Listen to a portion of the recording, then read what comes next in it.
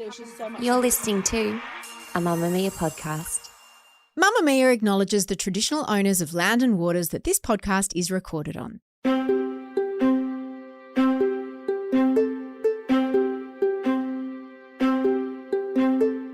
Here's the thing I've realised recently. There's a difference between being an actor and being a celebrity. And I've learned this by spending time with Asher Keddie, one of Australia's most acclaimed and admired actors. Actors are really hard to interview, and that's why I don't do it very often on No Filter. I should say welcome to No Filter. I'm Mia Freedman. And that's why I don't interview actors very often on this show, because they're usually very private.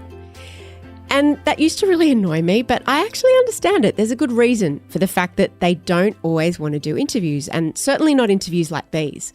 Because the best actors are the ones who fill themselves up with a character, and then they embody that character for however long the project they're working on runs for. It might be a play, a movie, or a TV show. But when it's finished, they move on and they create another character. And if you know too much about the actor who's playing the character, as a viewer, it can actually be distracting, because it's hard to be transported into another world when you keep being yanked out of it by all the things you know about that person who's playing the role. Their job actually requires them to be a chameleon, quite literally. Actors have to do interviews to promote their work. It's part of their job, and they're usually contractually obliged. But it's not necessarily something they enjoy, because interviews like this one involves answering a whole lot of personal questions that aren't actually about their work half the time. Questions about their relationships and family, and opinions about things that have nothing to do with acting. Because that's what being an actor, or even just being a person, and particularly a woman in the public eye, requires these days. And Asher Keddie used to really resist it. She used to wrestle with it, the fame, the exposure, the lack of privacy. Now in her 40s, even though she's still a very private person, she's embracing her fame and that side of her job a little more. Asher explained the first time we met why she had said no to doing No Filter for about 7 years. I asked her so many times over that period. I'd never met her, but as one of Australia's most acclaimed, successful, brilliant actors, someone who has performed incredible characters for us, everyone from Nina Proudman in Offspring. Sick of saying I'm fine, I'm fucking angry. To playing Ida Buttrose in Paper Giants, to the characters that she played more recently in 9 Perfect Strangers. When was the last time anybody here had sex? Mom, I'm just asking. And The Lost Flowers of Alice Hart, where she played grieving mothers in really harrowing but incredible roles. But we met about 18 months ago. She had to meet me because she'd just agreed to come on board a TV show called Strife that was loosely based on my memoir, Work-Strife Balance. And it followed a fictional character called Evelyn Jones, who was a magazine editor who left her very secure job, well, actually she got fired, to start a women's website. Oh, I'm sorry. Just an article I wrote went viral, and I'm just so overcome. Mm-hmm. It was about the end of my marriage and the trauma of women. Just could not be happier. Cool. You're a bit young to understand when you have a relationship. John's calling again. And Asher was going to be the star of this show, of course, and she was also going to be one of the executive producers, joining me and the acclaimed team from Made Up Stories, who had been developing this project for years. And our first date was really wonderful, one of my best first dates ever. You're going to hear about that in a moment, along with why Asher wanted to make this show and how our friendship has developed since we met, and the bumps that there have been along the way, and exactly how she chooses her projects, how she creates the iconic characters that she plays, and every detail of that creative process. It's absolutely fascinating. Enjoy this conversation with my new and very beloved friend, Asher Keddie. I'm wearing high heels and a short skirt. Who am I? And a shirt and grey. I'm you. I've become you. It's weird. And I'm wearing a sequin dress. Literally this, even the colour of this shirt is the colour that you were wearing with the pants. That's right. It's weird. I know. It's great. You look gorgeous. It's all I You want to look, wear. like, Thank really you. good. It's all I want to wear. You can swear, by the way. Can I? Yeah. I'm in a swearing mood, so Same. that's good. Are you too? Oh, I'm always nothing but. You good? I don't know. Me neither. No, I am good. I think I'm actually have good. been looking forward to this. I've been looking forward to it. That's the truth. Have you? Yeah, I have. How come? I think because it's a long time coming. Mm. And I used to be really scared of sitting down and talking to you, but because we became friends and now I know who you are as a human, I don't have that fear anymore. But also just because I'm just losing the fear. I have a right amount of fear going into a project, but not You need some fear, don't you? a little bit, yeah. Yeah. Elizabeth Gilbert once said, you don't want to be fearless because fearless people are fucking crazy. Yeah, I'm not fearless. Yeah, me neither. You certainly can't say of me that I don't play a long game because I had to make a whole TV show to get you in the studio to do this interview. 7 years ago, I true. thought, how can I get Asher Keddie to agree to do a no filter? I know. I'll reconnect with my friend Bruna Papandrea and we'll make a TV show that she can star in. And then in the promotion for that TV show, she'll have to talk to me. Indeed. And here I am. Do you remember our first date? Oh, yeah. Oh, my gosh. At my your house. Yeah. Of I was course I very do. nervous. No, we fell in love on a couch. We did, drinking tea that Drinking you tea. you were nervous And to I make. offered you no food. That was all right. The tea was the more important thing. Why did you want to do this show? Like, genuinely, why did you? When I heard you were interested, I was like, really? The simple way to answer that, I think, is because in some ways I felt compelled to be a part of it because I understood it. And in some ways I felt compelled to be a part of it because I had absolutely no idea about the territory that was going to be explored. I'm a complete nerd when it comes to actors. I'm fascinated. So I want you to explain to me how you decide to do a project, even how projects get put in front of you, because I imagine it's a long time since you've had to audition for anything. Thank God. When did that stop? When was the last audition you had to do? I think probably about, I don't even know, maybe 10 years ago or something, 12 years ago. I'm not sure.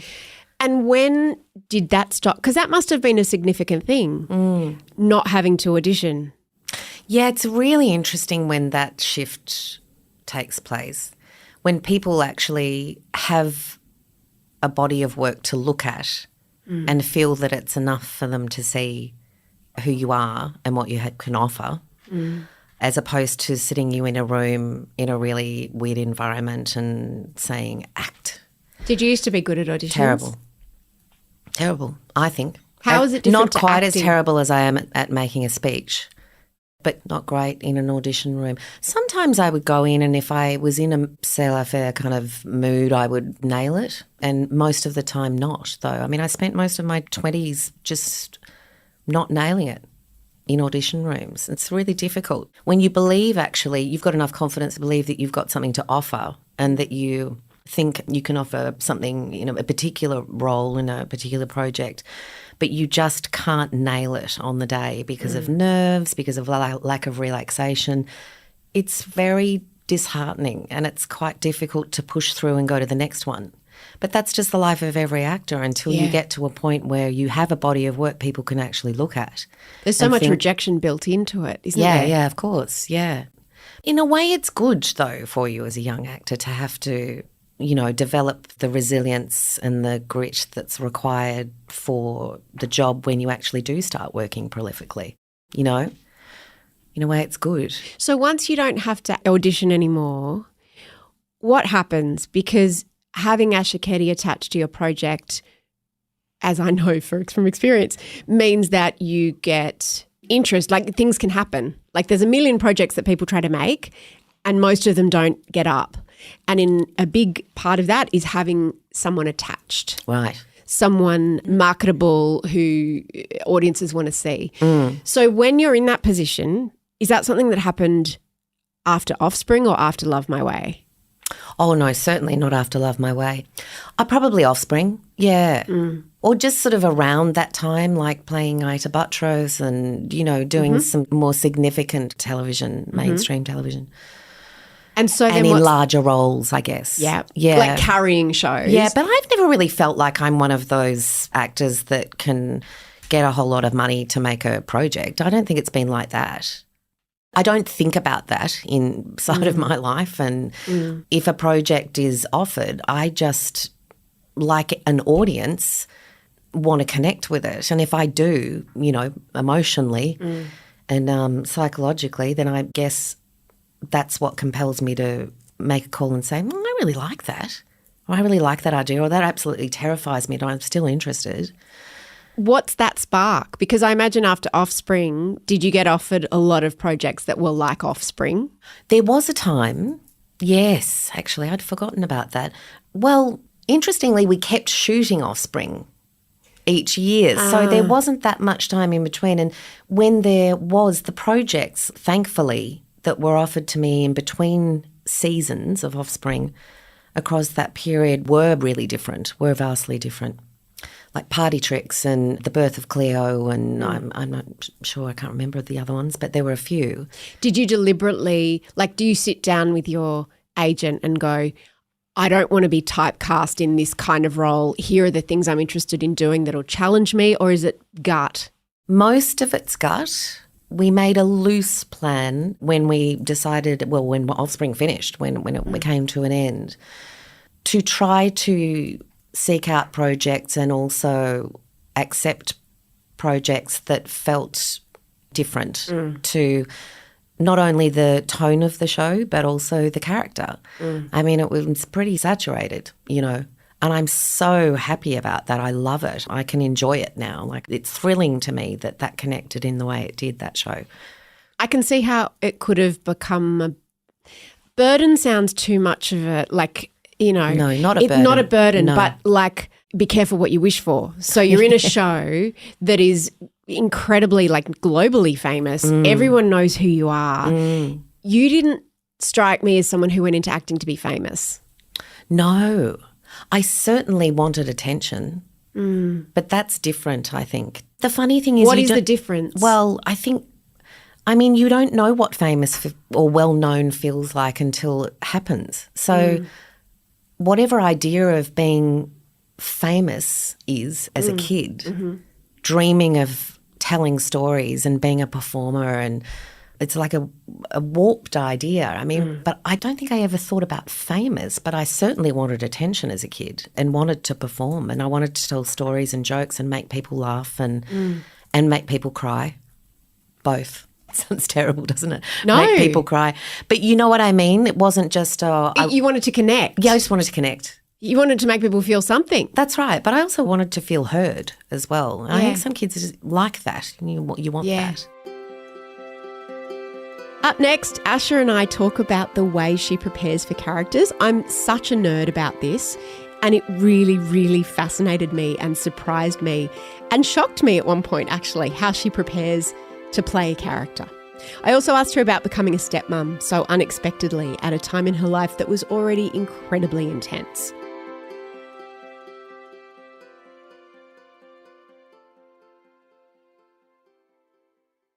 As an actor, though, you're saying someone else's words. How do you create a character? You get a script, you decide, I want to do it, and then what do you do? So let's just take Evelyn Jones as an example. Yeah. We developed it a little bit. I can't remember at what point you got attached, but it was pretty early. It's pretty early, yeah. And you were part of shaping that character and shaping those scripts then as an executive producer. Once it was on the page, what do you do when you decided to do the part? With every project, it's pretty similar for me, but let's talk about Evelyn. Well, no, it's quite tricky to talk about Evelyn because I was part of that holistic process of developing a show with people that really inspired me, including you, and Bruno and Jodie and Steve and everyone, Sarah. So it was different in a way developing the character for this show because we were all in constant conversation, weren't we, for over a year? Yeah. Well, you were for ages, but for me, over a year. Yeah. with you all. And so I think my approach was slightly different because I wanted to, and I was able to see the bigger picture, the whole story. I just cared so much about the whole story we were going to tell. Yeah. And all the themes and all the different characters as much as I cared about who Evelyn would become. Yeah. But interestingly, with all roles, with all characters, I seem to do the same thing, and that is I seem to just retreat into my own mind, and I'm not great at discussing who I think a character is going to be until I get there on the first day on set and just go, blah. I noticed that. Right. So back to the day we met, and, you know, obviously I have followed your work since Love My Way. And, you know, I wasn't the only one that noticed the character of Julia and what you did with that character, which wasn't the biggest role in there, but it was like jumped off. Like you were just such a standout in that show. Great show. Stunning show. So when I heard you were interested and then we met, and then me getting ready to go and meet you was weird because I was like, I felt the need to distill my essence into an outfit. You know, like the first time we meet, and I kind of was like, I got paralyzed. Like, who am I? What do I wear? Should I wear sequins? Because that's what she'll expect. And it like, so I overthought it. And then I just turned up at your house and we didn't stop talking. No. And then we didn't draw breath. Stayed in contact a lot. And then we were together in Greece with our families for Bruna's birthday, which was your fault. My fault entirely. You said, I'm just going, and I'm like, maybe I should go. And I still can't believe you did that. I don't know. It's the most uncharacteristic thing I've ever done in my life. Incredible. And how wonderful was that? And so we were like in a lot of contact, and then I felt you withdraw. I could feel you. I knew you were going to talk about this. No, not in a bad way. No, don't. No, it's fine. But like I knew that you had to. I did withdraw. Like absorb, and then you had to go and create, like go into your lab. I was just doing that. But what is that? I didn't decide all of a sudden I don't want to hang with Mia. I didn't take it personally. Well, I hope you didn't. I did for a minute. I thought you might for a minute. I did for a minute. I know. But, you know. I was like, I thought we were friends. Maybe we're not friends. And I'm like, it's the process. In fact, I think you texted me that I thought we were friends. No, or something like that. Not as quite as blatant. No, but no, because I understood. But it was good for me to hear that though, and to think about that because I do it. I do it with people that I'm working with. Not so much my family, but they're just used to the weirdness, you know. But I do retreat, and it's just part of the process for me. I just need to do it. I've gotten to the point where I'm now aware that I do it and I acknowledge it, and I'm not apologising for it, but I'm conscious now of how it may affect the people around me, whereas I don't think I was even 5-10 years ago. I do withdraw, and I just have to think quietly. I don't really want people's input until I've shaped an essence of who a character might be, and then I'm like so open. Yes. Director, producers, writers, whatever, throw it at me. I can't wait to absorb it. But in the initial stages I seem to need to withdraw. So you go and gather your material, your source material, and then you withdraw into your lab. But what does that actually look like? Do you go walking? Do you make playlists? Do you buy a certain fragrance? Do you think, what am I going to wear? Do you make a Pinterest board? Like, what do you do? No, I just think. I don't do a lot. Wow, when do you think? I don't make boards. I don't make scrapbooks. I occasionally write things down, thoughts, something that's inspired me that connects in some way to the character I'm looking at or the story. Really, I just think about it, and I stay home a lot in the lead up to a project. I'm such a homebody. I'm like you. I just want to be at home, right? I cook a lot. I get very homely, very domestic. And all of that cooking gives you time to think, right? Yeah. I love all that. But I do get quite controlling about my environment at home as well. Everything's just so fastidious about space in the house and things not lying around, and I'd have a heart attack if I walked into your walk-in wardrobe. Heart attack. Yeah. You just walked into my office before and you were like, oh, where do I sit? Like, because there was shit everywhere. And you were like, oh.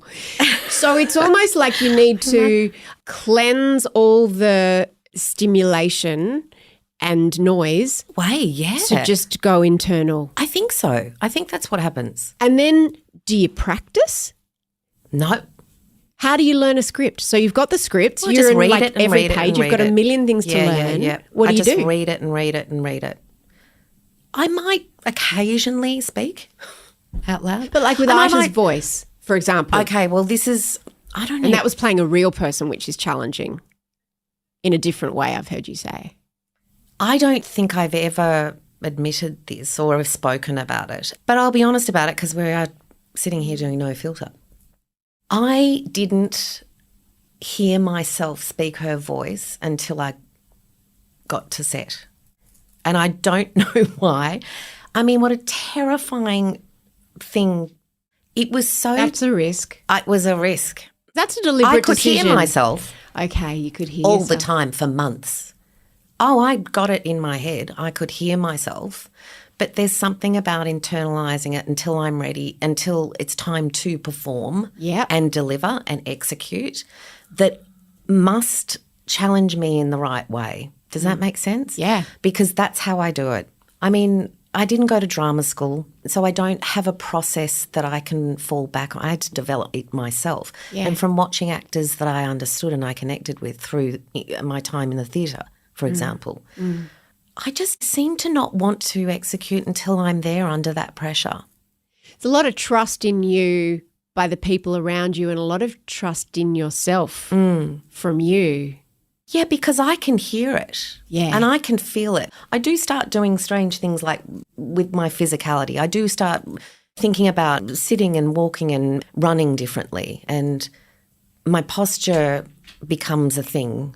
And I will often, find myself sitting in a certain way that I don't normally and think, oh, that's all right. Yeah, that's that. That's because I'm getting into Evelyn, or that's her. And so little things just spark, and I think, and they drop in somehow, and I just remember them. I don't write them down. They're just in the body then. So it's interesting developing Evelyn because she became quite masculine in a way.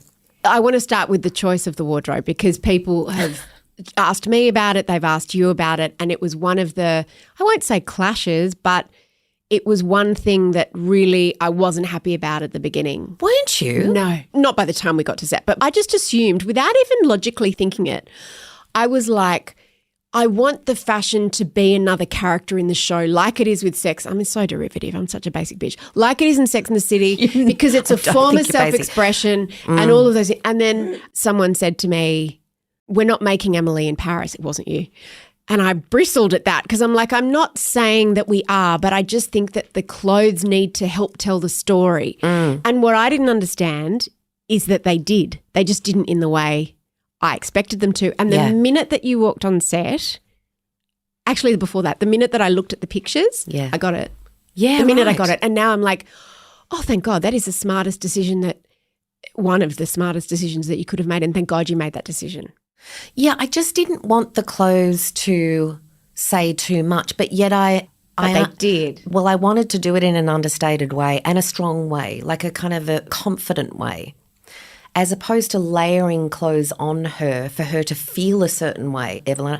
I wanted them to be a non-issue, but cool and confident. How did you do that? So there's a wardrobe person and do you just say, here's what I'm thinking, can you find some of these things for me? Well, yes, it gets to that. After initial conversations of, of course you listen to a costume designer, that's their job, and what I always ask Strait first off about, what are you thinking? What's inspiring you with this character when you read her on the page? And I listen, and there may be things there that are really compatible with my thoughts as they're developing. It may be a completely different direction that I don't agree with, and I just say, I just don't feel, I'm not feeling that. But I'm feeling this, and I really like that idea that you've expressed, so perhaps let's lean into that. With Nina Proudman, clothes became a real thing. Yeah. I bought that red floral jacket from I Tiger know. Lily, you know that one? I know, yeah. I hunted it down on that eBay. I was paid a ridiculous amount of money for it. Right. I always felt that was kind of an accident, like that you didn't go into, or that the show didn't at the time, certainly in the early stages, didn't go into going, because it was pre-social media essentially, the beginning was, let's make the clothes a feature. Yeah. But they became one where it was like did. dressing like Nina and it was a specific look. I think there were certain things that we did do at the beginning that carried through and evolved, developed, because I loved playing with the fashion. I loved playing with her as a character. I mean, she's just like, I don't even know who was she? That was just like, it was just a nuts kind of, just so much fun. I just had so much fun. But the fashion was part of that. And I think all I wanted was for her to have her own style. I remember that's how I described it to Michael Chisholm, our costume designer. So I feel really strongly that she just needs to feel a little bit other. And I don't know what that is yet. Yes. But I just want her to have her own style so that she doesn't stick out like a sore thumb, but she actually feels distinctive. Yep. Thank you. That was the word I used. It was a signature. It was the loose, unstructured, the waterfall, I think they're called waterfall collars. And it started with certain scarves. Choices like that. And Thin scarves, so the scarves were right from the beginning. I don't know where that came from, but I liked the idea of her trying to cover herself up because she had very little confidence when we first met her in the show. Yeah. And that grew, of course, to an extent, but the scarves came from that thought. Do you know what I mean? I do. And then the layering was very much Michael. He loved all that waterfall jackets and he loved long boho skirts. And then it just we went further and further into boho, and then it became a little bit more luxe, but still stylistically the same. It was great fun. I mean, the costuming on anything is usually fun, and I know it's a big part of things. Going back to Evelyn for a minute. As I've gained more experience playing different characters, there's something interesting that's happened with costuming, and that is that I'm really not into things being distracting anymore. And that was a choice with Evelyn's wardrobe. Yes. I remember saying to our costume designer, I just don't want things to feel distracting. And that's because I think she's really interesting. Yeah. I want to develop her emotionally and psychologically. I want her to feel really entertaining and be able to connect in a way that is relatable, of course, because that's what we must do with drama. But, you know, I've also come to appreciate that things can be aspirational as well, and kind of you want them to be. And costume can come into that. Yeah. So it was a fine balance with Evelyn because I wanted to really ground her because psychologically she's not yet. So I thought, yes, how do we do that with the clothes? And then I felt like it just landed in the right place. Yeah. Yeah. When you're on set, I'd never been on a set before, and I never forget you coming that that first time. I was so excited. I was so excited. And I thought you wouldn't, I don't mean you wouldn't talk to me, but I was very, like, I didn't want to do anything wrong. So I was like, everyone's in the zone. I don't want to be a distraction. I don't want to assume, like, I don't want to interrupt the process. Maybe your method, maybe you're like staying in character and you don't. But you were just like in and out of scenes and you'd come over, chat, gossip, go, come back with whatever, with chalk. It's not everyone's process, I imagine. Is that something that you find easy to do? Yeah. Clearly. Well, because I was fine by then. We were shooting. I was having a ball. So it's cooked? No, it's not cooked. No, it's not that internal process anymore. It's more outward. And it's so enjoyable. So then I'm fine now. So that must have been confusing for you because when I withdrew in the process of pre-production, when we were really in the thick of pre-production, I just needed to bloody focus on what we were doing. I completely understood that. But then coming out of that, you came to set and all of a sudden I'm just kind of a little bit more, well, a hell of a lot more relaxed and confident and just doing my thing. That must have been confusing. Was that, or was it? No. Or maybe not. No, it was, confusing is not the word, but fascinating. I just found the whole thing fascinating, like watching you, because also you could have and should have been fucking stressed. You were carrying that show. There's like hundreds of people literally standing around. If you screw your lines, whatever, a lot of the other actors were a lot less experienced and at different stages of their careers and some were not. But there's a lot riding on you. Yeah. Have you always worn that so lightly? Offspring was a gift in that way. So working furiously like that when in every single scene of every day, that's where I learnt to relax and to enjoy myself. and not hold on so tight. Is that 'cause it to couldn't be getting perfect? You every had- single thing Yeah. right and perfect? I would strangled myself for years before Offspring, trying to get everything just right, just ridiculously perfectionist, and it's not great for an actor. But that gave me the freedom, being in every. You just have to move fast. You just have to move fast. You have to be very dexterous, very physically robust, very relaxed, and you have to lead. Once I gave myself permission to bloody relax, Yeah. and I started leading because that's what was required. That cast.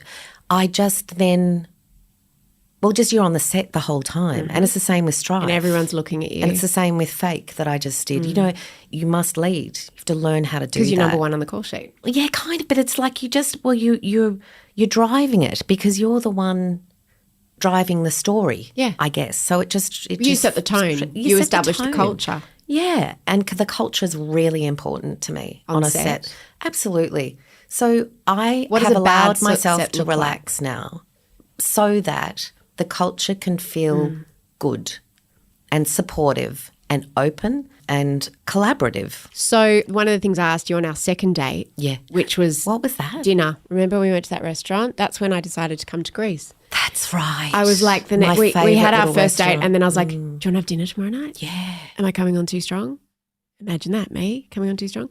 And so we I went for loved dinner. it. We did. And that's when I decided to come to Greece. But one of the things, and Yes. that's when I started talking to you about acting, because the two of the projects that you worked on before Strife, Yes. 9 Perfect Strangers and The Lost Flowers of Alice Hart. I'd only seen one of them by the time we met. I hadn't seen Lost Flowers. And the message that I got when I was first told that you were interested, and I was like, wow, Asher, why does she want to do this show? And it was like, you want to do something lighter. You want to stretch a comedy muscle a little bit after 2 projects that had been quite, like you played characters that were extraordinary, but I can't imagine what that cost you being in those characters. Were you able to, on set, drop in and out of them in that same way that when you're doing a lighter role like Nina or Evelyn?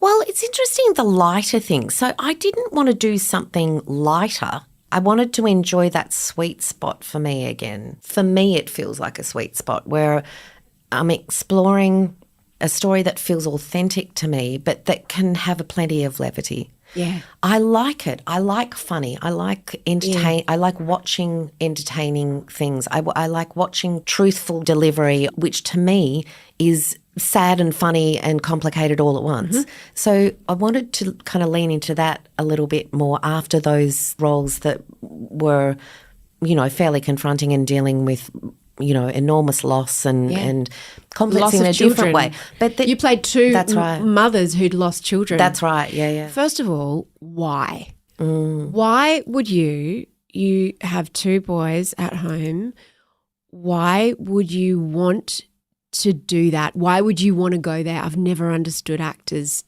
like confronting that horror. Yeah, I know what you're saying. I know what you're asking. Like I know what I want to do for the next 6 months. Yes. Is immerse myself in the headspace of a woman who's lost their child. Why? Oh, it's so complicated to respond to that. Because actors are obsessed with the human condition and wanting to understand it, right? So as a child, if you're a person that wants and needs to tell stories and get inside the psychology of people, as I was, all you want to do is watch and listen and absorb, which can be quite difficult for kids that are growing up with that kind of mind, that desire to Curiosity. understand people. Yeah. And so sometimes, you want to explore the bass notes, Yeah. the darker side of things. I mean, certainly in life, as a younger person, I would create situations for myself that were perhaps, not as healthy as the ones I create for myself now, so that I could understand what it felt like to be in different situations or experiences. And it's all about the experiential, It's all about And so even though that to someone that is not inside it, performing it, might think, I completely understand. Why would you put yourself through that? Why would you want to do that? And it was hard because I had little Val, who was 5 at the time, doing 9 Perfect Strangers with me. I mean, I was just in a complete state of pain doing that. I sobbed watching and your scenes I in just that wanted show. to get home to him. I was terrified something was going to happen to him. It is affecting and there is a cost in that way. Yeah. But yet I really, really enjoyed doing that project. And I wanted to do it because it was Bruna and Jodie and Steve, and it was David E. Kelly, for goodness sake. It was Nicole and Melissa and Bobby. And I mean, why wouldn't you want to do that and go and explore, even if it's a really intense role? Actors aren't really scared of that. They're like most of us, if not all of us, want the opportunity to explore that kind of multifaceted, emotional journey. So it's like doing something that's going to challenge you, but that you can do. Yeah. And it's like it feels good to work a muscle in that way. Yeah. I mean, you spend your life as a young actor preparing for those moments to get the opportunity to deliver things like that and connect with people in that way. I mean, I guess it's got to the point, and those roles are a case in point, as is Evelyn in Strife, that it's got to the point where I really only want to develop a character and play someone that I know will connect, because I think it's important. The story is worth telling and that and worth understanding and exploring. That's why we do it, What part of Evelyn's story were you interested? Like, why did this character appeal to you? It appealed because there were parts of her that I didn't understand that I wanted to. Like which parts? Well, I didn't understand, like when we started talking about your stories and your experience. I haven't had that experience in some strange way around 2012. Isn't it weird? It's the same time when Offspring was kind of mad. Same but different. I didn't really understand what it felt like to be so accessible to people because of the choice you've made to use your voice. I made the opposite choice. I mean, you know what I did. I just sort of tried to run and hide and failed at that time. But that's what I was desperate to do.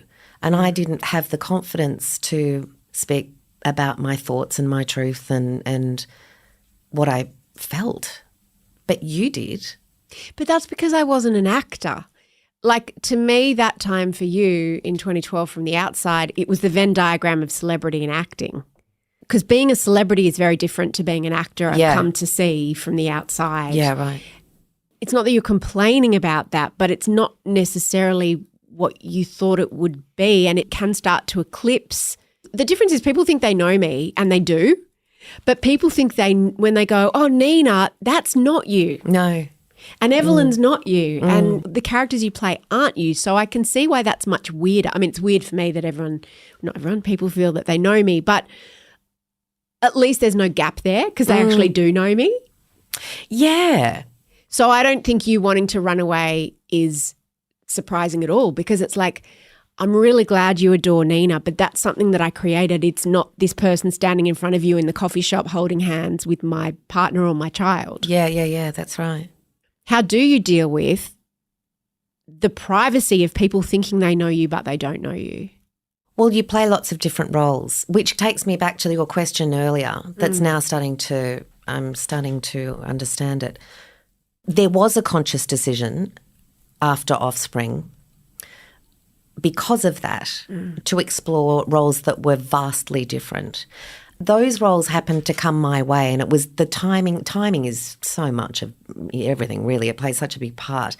But I think because I had made that choice myself, however privately, your doors open when you start making, considered choices, and you're front-footed about it. And well, it's a good filter. It's a bit of a, I don't want to do that filter. because that's a bit too, I've kind of done that. I want to stretch other muscles. Yeah, that happened and I wanted it to happen. It kind of needed to. So in that respect, I don't now feel like I did then, walking down the street, for example.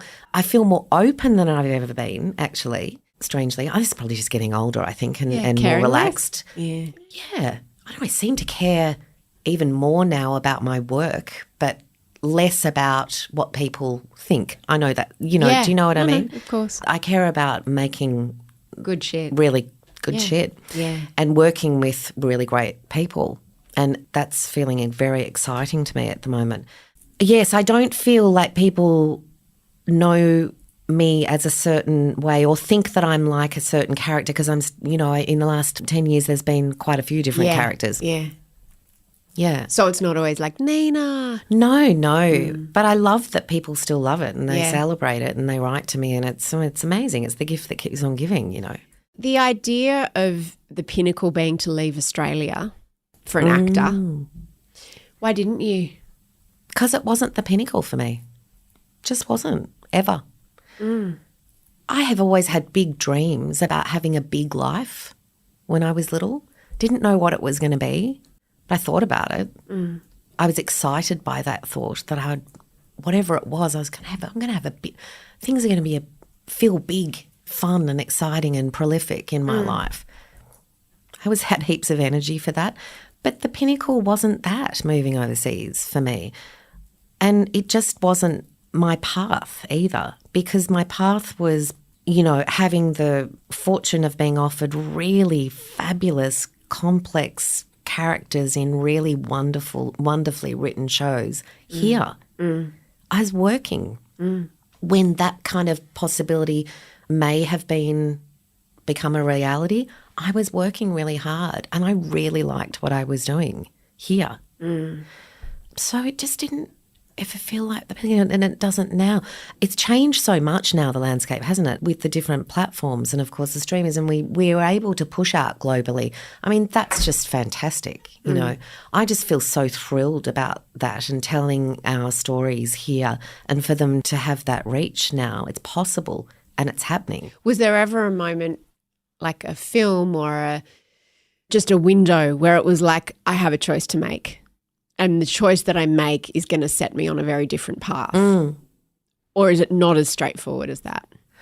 Probably not as straightforward as that, but there was a time, and it was around 2012 when I met Vinny and Luca.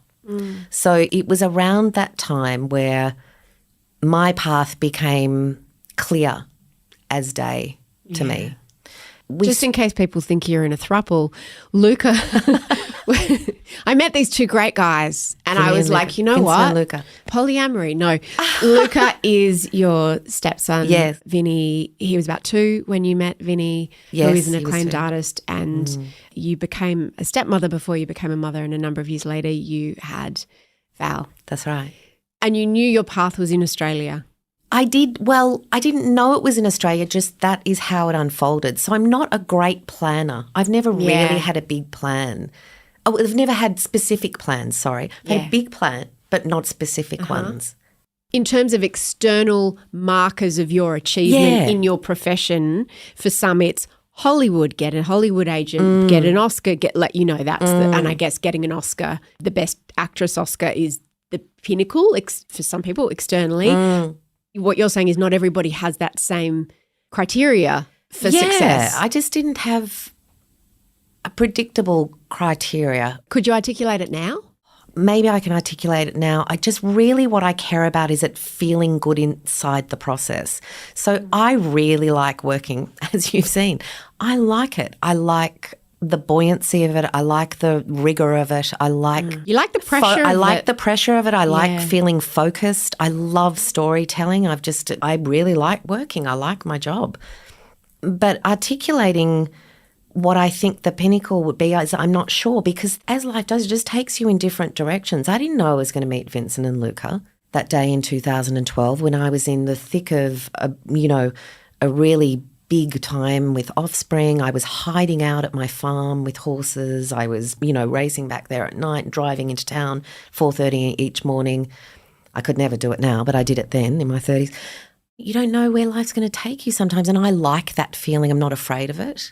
So I just haven't felt the need to plan things with any specificity, I suppose. In terms of what I always think, and I agree with you, I'm exactly the same, in terms of my definition of success is what my day or my week or my month looks like. Maybe not every individual day, but like the rhythm of my life, right? Yeah. What is the ideal rhythm of your life? I'm still trying to find it. I don't know what it is. I don't know that there's an ideal. I feel like I'm existing in a different day each day. And that can be really require a lot of energy sometimes.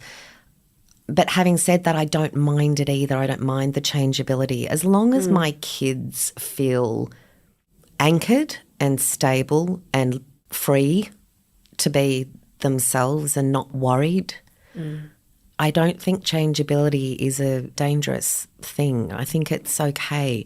We have to accept in this industry that there's nothing constant. And that's just helped me to be a resilient person, I suppose, and trust that resilience when things change so often. And you have to pivot. And I think the kids are really, that's what they know. And they feel the constant care and love of Vincent and myself. And they're pretty cool inside of all that, I think, you know.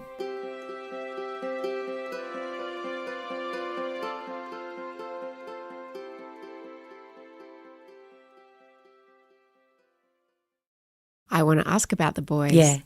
Because you've got two. What have you learnt? Because you've got So one much. sister, two sisters. Bronte, one sister, One yeah. sister. Yeah, I mean, my family there's so many women. Aunties, my sister, my nieces, so meeting the boys was like, whoa. And also, becoming a stepmom too. It was a really big time. I mean, it was a really that wasn't big in the pivot. brochure. Was not in the brochure, no. I don't know what was though. Do you know, I just never Yeah, knew. that's so true. Nobody really gets the brochure that they were expecting. It's weird, isn't it? It's true. Yeah. Life isn't in the brochure. That's Yeah. the thing. I mean, I've learnt so much about living with the boys and being a part of their life and trying to understand what they need to feel good and to live with confidence. Does it affect in terms of the roles that you choose to take now with kids versus before? What way has it impacted? I was going to go straight to nudity, but You you've can go never there. really done nudity. Well, I mean, Have you? There was a bit, maybe once. It's changed. Everything changed so much when things were online.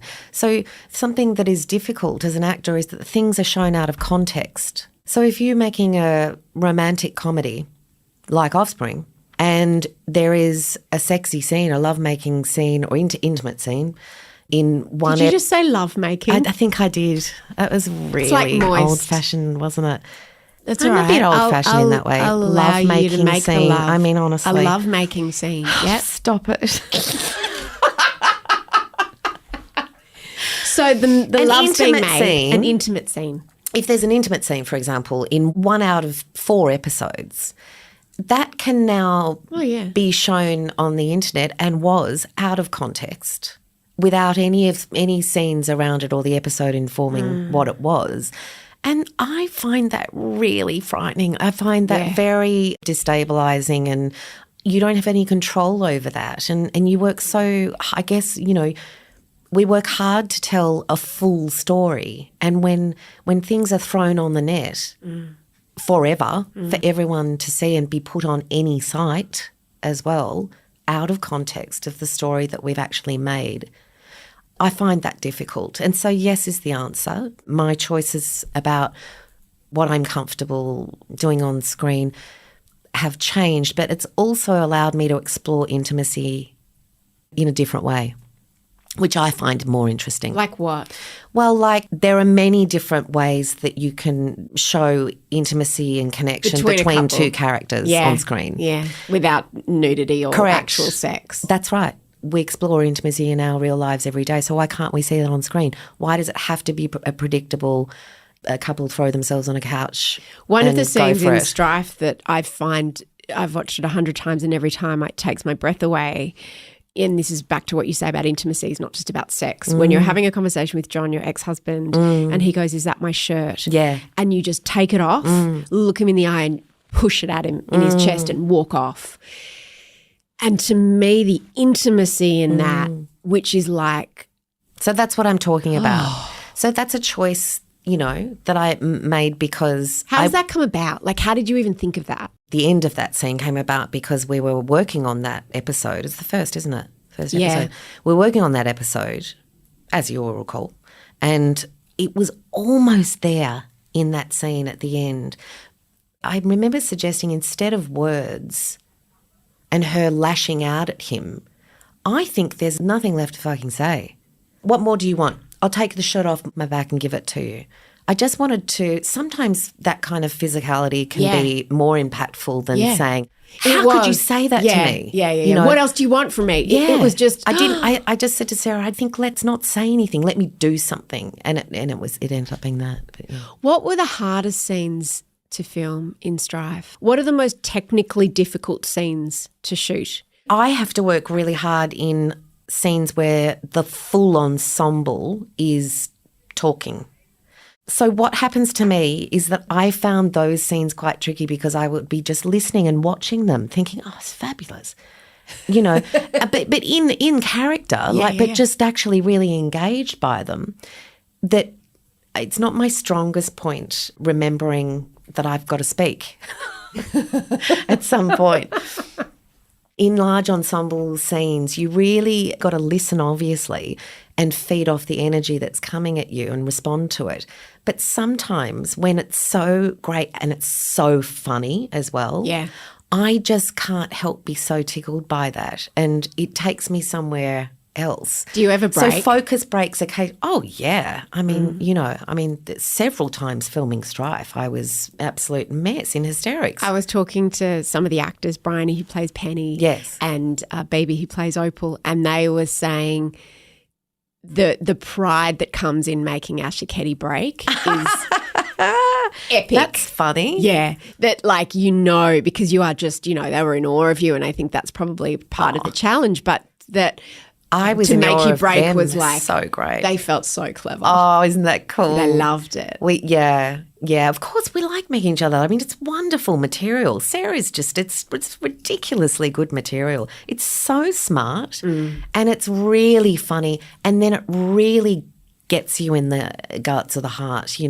She's just a marvel, Sarah. I really like delivering her work. We had so much fun. We laughed ridiculously, and if we made each other laugh, Sarah and I, with a suggestion for a line or reshaping something, we knew, okay, we can do that. That's going to work. Before I let you go and get ready for the premiere, how's it been different in this process being a producer, an executive producer, in addition to being number one on the call sheet and the star? How have you worn two hats? With very little sleep. I was so ready to collaborate in this way and be creative in this way at this level. I was But how just is it ready. different? Because this is the first show I've worked on, right? So what would it have been like if you weren't an executive producer? Would you just not have been at the table when we were making decisions? I still would have. I still would have, I think. And I think that certainly with this team of people, they'd have invited me into that process. I don't think there's any difference. That's just how I work. I want to collaborate, and if you don't really want to collaborate with me, it's not really going to work. Do you know what I mean? I want to have a voice. I want to be part of the process of making sure that the writing can be delivered in the best way possible. I don't feel like there's any other way to do it, I suppose. Not when you're in every scene and you're driving a story. It has to be collaborative. You find the people that will go there with you, and these are the people, let me tell you. You've seen that. So I don't think it would have been that different, but certainly there's a hell of a lot more reading to do, and there's a lot more viewing to do, and a lot more conversations that you're invited into, which I really love. I've never felt more creative in my life than I do now. I'm enjoying it and letting myself. I told you that I was feeling nervous and sick about the red carpet stuff and all of the attention, how I don't like it. You gave me some advice. You said you've changed in how you thought about it. How do you feel about it now? About the red carpet? Just about not the red carpet, but about the attention, because it's like it's the making of the work is one thing, but the promoting of the work, this interview, photographs, magazine covers, red carpets, is a different thing. Yeah. I'm enjoying that too now. Have you always? No. No, I haven't always. I've wanted to stay home. I'm so excited by the work that I'm getting to participate in and make now in the last, few years in particular, that I want to talk about it. Yeah. I've got something to say about it and I want to promote it. I want it to do so well because I really believe in it. Like I really like the story we've told with Strife. And some other projects I'm doing, I really believe in them. But also going back to that thing, I just don't feel as controlled anymore. Yeah. Because it's just getting easier to be getting older and or more mature, or whatever, however we want to describe it. I don't know. Going down the path of life. Going down the path of life, enjoying that now and breathing through it as opposed to holding my breath and thinking, I'm not going to get it right. Oh, well. I love that. Yeah.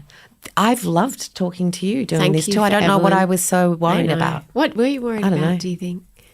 Well, I guess that's what we're talking about, isn't it? Is that I was worried about being myself because that's what we actors like being actors because we're telling stories. Thank you for Evelyn. I fucking love her. She's not me. She's not you. No. She's not Bruna and Jodie and Sarah, but she's all another. But she's all of us. And that's what I wanted to do. That's what we wanted to do. We all chose that. She's all of us. Doesn't matter what specific job she's doing, what industry she's in. She's actually all of us. I love you. I love you too. That's how I'm going to end this interview. I love you. Thank you. I genuinely do. Yeah, same. It's been a gift, our friendship, through this whole process. Mwah. Thank you for trusting me. We did it. And that, my friends, is Asher Keddie. Wasn't that beautiful? In the whirlwind of, well, it's something she's probably used to because she's made and promoted a million projects.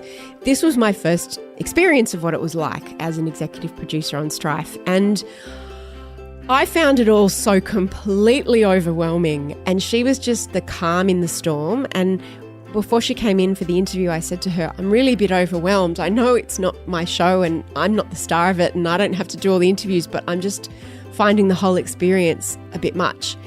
She grabbed my hand and she said, we're going to do this, we're going to do it together. It's going to be great and we're going to enjoy it. And it was such good advice because the night of that interview was actually the premiere of the show and we did enjoy it. It was so special to experience it together. Some of the names that we referred to that you might be wondering who they are. Sarah is Sarah Scheller. She is the writer and one of the executive producers and the showrunner of Strife. She was the chief writer. Bruna and Jodie are two of the executive producers, along with Steve. They're all part of Made Up Stories.